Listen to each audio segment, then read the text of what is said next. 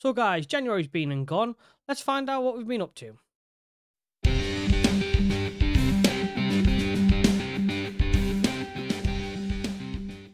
Welcome back guys, and what better place to start than to find out what business we've done. Looking first at the outgoings, nothing special. Obviously we got Matty Vidra, who did leave us. He wasn't going to get a work permit. He said he wanted to leave, wasn't interested, so got £1 million for him. Happy, and we got 17k off the wages. And also, we also had Tom Lowry, who tried to sell. He pestered me to sell, but nobody wanted to buy him. So in the end, I managed to ship half his wages out on loan to Shrewsbury. So that gets him off the book for a short while. There was a couple of other players that did want to leave and expected to leave, like Curtis and Bishop. I was holding back on letting Bishop go out because we did a bit of a striker injury. But towards the end, I did try and, offer him out on loan. But again, nobody was interested. And it's the same with Curtis. I think I'd almost sold him, got close to selling him once. But they wanted like a wage contribution, which kind of defeated the purpose of getting him off our books. Especially when he's out of contract at the end of the season. Seems a bit daft to pay his contract elsewhere, or part of his contract elsewhere, for a few seasons when he could be gone at the end of the season. I did try and find a few more thingies for it, like a few more loans or buys, but again, nobody was coming in with any merit. They all just wanted him for nothing, which kind of defeats the purpose. I'd rather him sit on my bench for worst case scenario and run his contract down. There was one other departure, which is one that I not necessarily forced, but it was kind of I was looking at anyway, and that was Somerville. He's gone back to Leeds because I was finding I wasn't really playing him. I just wasn't. Every time he played, he never really did anything to impress or anything really. So I wasn't really playing him. The manager came, whinged at me, so I just kind of went, if you don't like it, send him back, and it's exactly what he did. So I was quite happy with that. He's off the book, so he's gone back. So we got rid of one of our loan signings. But that was partly one of the reasons why I was happy to let him go, is because we did bring in Jack Byrne. Jack Byrne popped up. He's a player I'm familiar with in Football Manager. It was a free transfer, but he popped up, came multitude of positions, which can cover basically every position behind the striker, which is kind of like, I don't want too big a squad. So it's kind of nice to have that flexibility around. All-round solid player. He's only played a couple of times, as you see. It's only played twice for us so far. But all-round good player. Hopefully he can impress. And with it being a free transfer, I mean, worst case scenario, he does all right, and we get a couple of million for him. But I'm thinking he could be sticking around for a short while, and helping us at least for the next couple of seasons. So that was the thinking behind that one. I thought free transfer, it was a no-brainer. Also, I brought in George Saville. This one might seem a bit of a strange one, but I was finding there was a couple of players like McAtee. Yes, he can play in there, but it wasn't really meant for that. Lowry wanted to go. There was a couple of other players that I thought maybe might go, and it wasn't really going to work out. So I thought I needed some what's the word? Like an old reliable, someone who's solid, 6 out of 10 every single week. He came up cheap enough. As he says, box-to-box midfielder, but can play in a multitude of positions for us. Nothing fancy, but again, all-round solid player, especially for this division. I mean, obviously, just coming up to this division, to have him on the bench and even starting and coming in and, putting that experience on the team can only be a positive. And as you can see, we may have got rid of one of our loans, but we then went and brought another loan in of Josh Corburn of Middlesbrough. Thinking behind this is when we had Bishop injured, we didn't have anybody out and out strikers on the bench. So we had our 2 strikers, because obviously playing 2 up top with Scarlett and Archer. Our 2 strikers on the pitch with no real strikers to come on. Obviously Bishop's been injured, and when he comes back, I mean, he does all right, but I was able to get this lad in on loan. Looks like a top solid player. 6'3", so big lad up top. That may help us change the game up a little bit if we need to. Yes, I know it's only a loan sign. It does mean all 3 of our main strikers are now on loan. But I've got to do what I need to do with the budget that I have. But before anybody complains and whinges at me, and you may not, about the excessive amount of loan players I do have in the team, don't forget we're a team that came up that weren't necessarily expected to come up straight away. And just look at this as a perfect example of what I'm having to work with. You've got the second lowest wage budget in the division. So I'm having to sort of fill in a lot of gaps with loan players to hopefully try and keep us up the top half of the league and obviously keep us away from relegation, which obviously was the aim at the beginning of the season. So I'm not doing this because I feel like it's easier. It's mainly because I've got to plug gaps with no money, and loan signings is the way to do it. So we're still on 6 loan signings. I know 3 of them are strikers. But this is just an example as to why I'm having to work with, and basically essentially what I've got to work with. Moving on to the way we've been performing on the pitch since the last episode, going through December and then obviously the January period. It's been a bit touch and go, been a bit hit and miss. Obviously, if you remember at the end of last episode, obviously Scarlett got injured for about a month and we did feel it a little bit. I've tried the 2 up top with Bishop, that didn't work. I did go to 1 up top, and as much as Art actually gets himself in a good positions and lots of good chances, but he's a bit inconsistent as his decision making. It's not the best in it tells, because he often gets us in good positions but doesn't make so obviously the right decision. But it's been, like I said, a relatively up and down. A few decisions that I thought maybe we could have got better on. I think one of the most impressive ones, which I did note down, was when we played Brentford, who, bearing in mind, Brentford have just come down from the Premier League. They've just come on Premier League. We've just come up to, obviously, from League One. Yes, we lost that game, but by no means were we outclassed. That was very, very, very close to 1, which I thought was an impressive way to look at it, considering, obviously, where the 2 teams have come from. And can I just point out,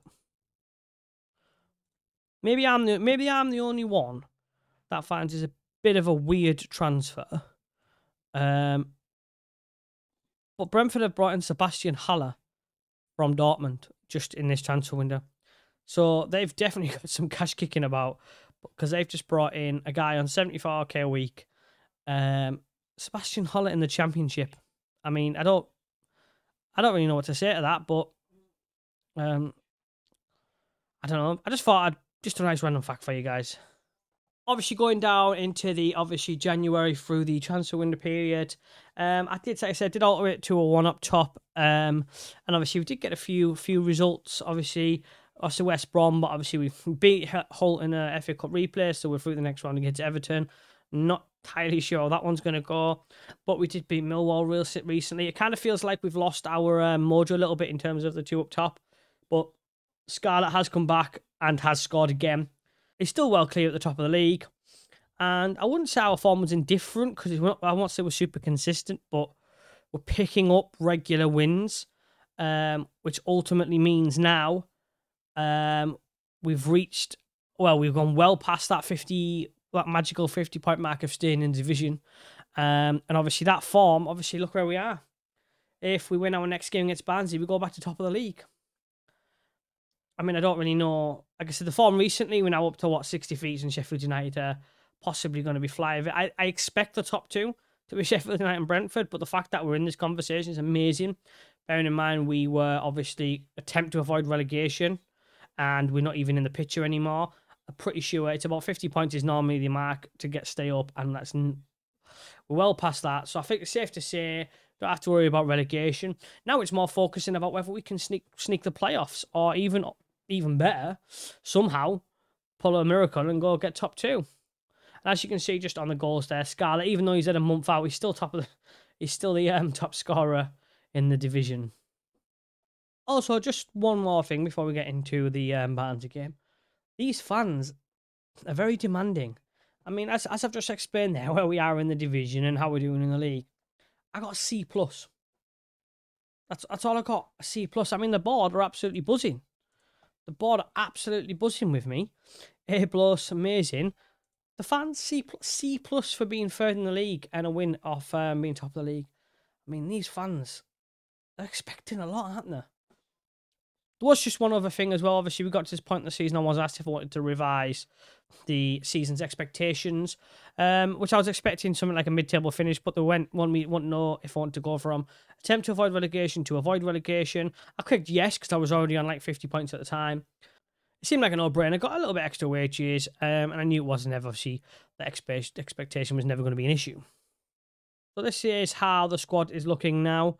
Obviously, we've got Joe Lumley in goal, obviously. Left-back position hasn't changed. I don't think any of the defence has changed. Not really. Not expecting anything to change there. Deep line position, obviously. Pack again, playing less and less now. Obviously, Doherty, Longstaff, McAtee, who isn't really. He's more suited for when we play the 4-2-3-1. Although at the moment we're playing like the other formation. Chatburn can play there, and Saville. So I think you're looking at about 3 or 4 solid players there. Obviously, he can play up there, but it's more the up tops now. Obviously, if you run these lads up here, I mean, you're looking at they're your top 3 strikers with Corby Bishop in there, and obviously players who can fill in there but weren't really players. Obviously, you got Alex Mighton, Dierks. Burn obviously can play both wings. Curtis, who is still in around the squad, but I can't really see him playing much. And just to give you guys some good news going into the game itself, our brand new striker, you know, the one to cover for if we get any injuries, well, he's injured. Haven't even played yet, just started, and he's injured. It's only 2 to 3 weeks, but it is Sod's Law, bringing a striker to cover injuries, and he gets injured in training straight away. So I guess that's just our luck at the moment, isn't it? But let's not wait any longer. Let's get into the game at home against Barnsley, where a victory can take us top of the league. Again, pretty familiar lineup here with Gilvey on the left. It's between him and Brian, depending on the kind of feels like depending on what mood they're in. Gibson, Raggett, who sometimes it's been Poole there. I think I'm going to slowly bring Poole into that position. Poole on the right, Lumley in goal. At the moment, we've got Saville and Longstaff in the middle, Mighton on the left-hand side, and Corbino on the right-hand side, with obviously Scarlett and Archer up top.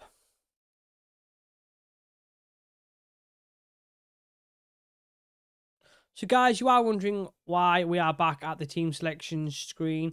Cut a long story short, it went into the game, I recorded the game, turns out the file was corrupted up until the point where we're starting the game. So we're back, but this time we're playing Huddersfield. So this time, let's take 2 and get into the game. The team is pretty much similar as to what I had just described, with Lumley, Brian, Gibson and Raggett, Poole in defence, with Pack and Saville in the middle this time, because with us obviously having the problems with what I just said previously regarding the game. I did skip past the Everton game to get to another league game, and since then we've had another couple of injuries. We've had Matty Longstaff has now got a couple of weeks injury, so we've got Pack in the middle with Saville. We have Mighton on the left, Corbino on the right. We still haven't got Josh Corburn back, who, as she said, had a couple of weeks injury. So why don't we try this again? Let's get into the game.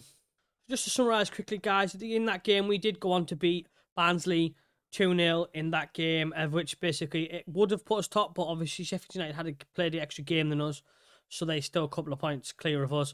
Would have put us top, but Brentford are 2 points behind us. Sheffield United are 2 points ahead of us.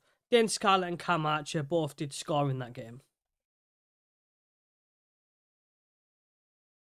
So let's kick off on this game anyway. Hopefully this one gets further than the previous game we tried to record. But hopefully the result's still the same. I know we're on this time of the season, if it's important, I start putting the league table up so we can get an idea of what we're looking at. But here's a nice early chance for ourselves. Good free kicking by Pack and nearly a goal straight away. This is the second highlight of the... I mean, that was touch and go. I'm thinking maybe playing out from the back. I'm not even too sure I've got that set is the best idea for us. I might do something with it here. Is Saville going to put... Oh! Get in! What a goal by George Saville. In the box-to-box midfielder position. As you can see, he runs in. Obviously, he runs into the... Well, runs from outside the box into the goal. Smashes it in the top corner with absolutely no doubt. What a fantastic start to the game. As you can see quickly on the league table, on the right-hand side of the screen, obviously, going to this game, obviously, we did win the Barnsley game. So we are 2 points behind Sheffield United and 2 points ahead of Brentford, which I can only assume that means they are currently winning their games or not playing and have played their games at some point. Who knows? Ah, yes, 1-1 there. I can see. Well, it has been a relatively quiet first half. We did score the goal quite early on with a few early highlights, even though we have got one here. But since then, nothing's really happened and nothing to report on. There's a corner that goes out for nothing. We have got another corner here. We haven't really done much on corners this season, so I can't say I'm expecting much here either. Keeper comes out, claims that comfortably. Well, that was a relatively quick and quiet first half. Other than the goal itself, nothing really happened in the half. I mean, as you can see with the XG on the right-hand side, none of us seemed to really do anything. Obviously, we had more of the chances than few on target, but evidently nothing like resulted in a highlight.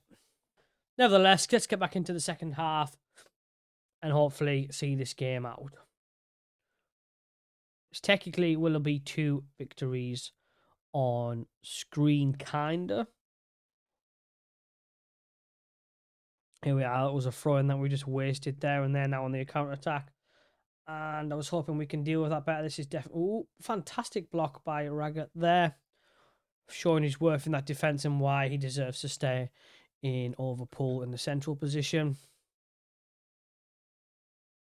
They are countering us pretty well considering they're the home team, but they have to consider they are bottom of the league. So yes, they're the home team, but we should be. Can Scarlett do something here? I mean that would have been a goal of season contender there. So I applaud that ambition. He's Lumley over, cheeky flick out here, thinking he's Edison over there. As you probably will have seen, I have slowed the gameplay down just for a while the highlights happen, so we get a better look at what's going on. He's hard to with his runs, but can't keep hold of the ball. Can we do much with the ball here? Pack with a ball. Oh no, never mind. Bit of an over exaggerated dive there, I must admit. I certainly take a time about it, considering they're the ones in trouble. We have nicked the ball back. Can Starlet do anything? I mean, all right, I said I applaud the ambition for shooting, but that doesn't mean I want you to do it every single time you get the ball. Really could do with that second goal first. Finally, another highlight after a quiet 10-15 minutes. Can Martin do anything? Can we put anything there? Can Brian? Oh, no, we're just going to pass it straight back to them. And Brian's out of position to not be able to collect the ball. From there, they do have a free kick. They do have a corner here. Sorry, hopefully they can't. Nothing comes of it. But I must admit, against bottom half teams this season, we haven't exactly done well. So I wouldn't be the slightest bit surprised if they do get something out of that. I am going to take Scarlett off because he's just come back from a 2-week niggly injury. Another thing that happened whilst trying to record the previous game. So I won't risk him too much. And we'll get Bishop up there. Instead, I think they need to be the other way around. Any more? I think we'll bring on Doherty as well in there and maybe give Mighton a rest and bring Burn on.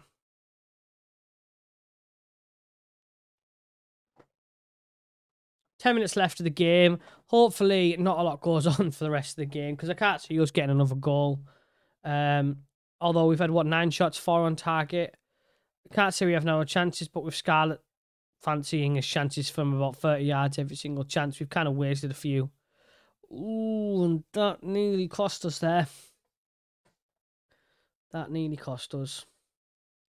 As Pack there in the past, can Archie do something? Put this game to bed? Of course he can. Finally, his decision-making seems to be improving. Obviously, that is both games in this episode. He has now scored in. Pack with a lovely ball in that deep line position, and Archie with all the space in the wall to run into, as is the nature of the way he plays. Which I'm going to take a little bit of credit for, because if I hadn't switched the positions around with Colby Bishop, that would have been Colby Bishop running into that space, and I don't expect the same outcome would have happened.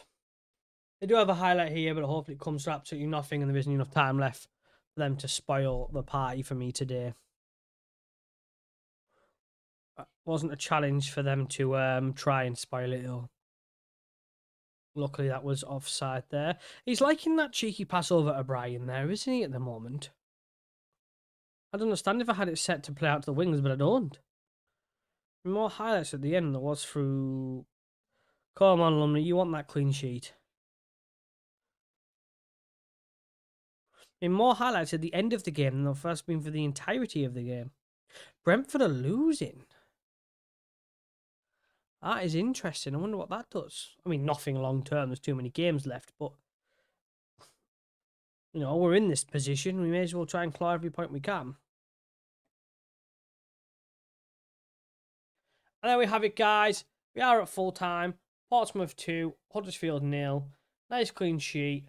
Obviously, Savile with that fantastic run and goal. Archer running into the space in behind the defence after Marlon Pack put it in from deep. Fully deserved win. A bit of a quiet game, but deserved the win, deserved the result. And we should really have been getting it anyway against the second bottom of the league. As you can see, look at the league table, we are second in the league still, which again, absolutely can't complain. The teams chasing us, such as like Brentford, did actually lose today and drop points. That's something. I mean, they've dropped points to a team that are also chasing that second position. But Sheffield United won as usual. I think they're the one team that I'm pretty sure are nailed on for top two. And the other position, well, who knows? It's really open now, isn't it? Between a lot of teams. But equally, like I said, I want to keep ahead of 7th now because relegation is clearly not something we're going to have to worry about. Being 35 points ahead of relegation, I can't say we're going to be in a relegation battle. So we may as well try and keep ourselves above that top 6 position, and then who knows what happens. So guys, let me know what you're thinking of the series so far. Let me know how you feel I did in the transfer window, whether I have turned into Lone FC and what your thoughts and feelings are about that. And obviously do take into consideration the fact that I am working on a very, very limited budget. And obviously the long-term aim of this save is to have a squad full of my players, not everybody else's, because I don't want to have to constantly every single season having to replace them. While the budget low, and while we try to just creep up into a healthier position in the league, and financially, loan signings is going to be the best way to go about it. But let me know how you feel we've done in the transfer market. Whether I haven't got out enough players as I wanted to with the likes of Ronan Curtis there on the screen, and whether you feel like the decisions I have to bring the players in, like Coburn, was the right one, or even Savile, even though today in this game he's kind of proved his worth just a little bit. But in terms of when we are going to come back for the next episode, guys, given the nature of the situation of the fact is we're not in that relegation battle, and we are in, at the moment, the top 2 for on-mic promotion, bare minimum playoffs, it seems like a good idea to come back around the Sheffield United game, around the Sheffield United Sunderland game, around where we obviously we're going to be playing Sheffield United top 2, Sunderland are fighting for players themselves. Come back around there, see how we've done in between the episodes, see whether we've managed to keep up with pace with Sheffield United, whether Brentford have continued to slip up, or whether they've overtook us, and see whether we're still in this battle. See whether we're in this battle or whether we fade off. But guys, I do appreciate you coming out, watching the episode, so obviously supporting the channel. If you want to continue to support the channel, feel free to like the episode, subscribe to the channel. Obviously, it's absolutely free, but it helps me out massively, and I greatly appreciate any support that comes my way, and any views and any likes, and comment down below. Comment how you feel the series is going. Comment how you feel I'm going from episode to episode and video to video, whether you feel like I am improving. Touch wood I am, and hopefully I am. With my new fancy microphone, hopefully that helps a little bit. Not that it makes much of a difference, but still. But guys, thank you very much for coming out and watching, and I'll see all you guys at Sheffield away.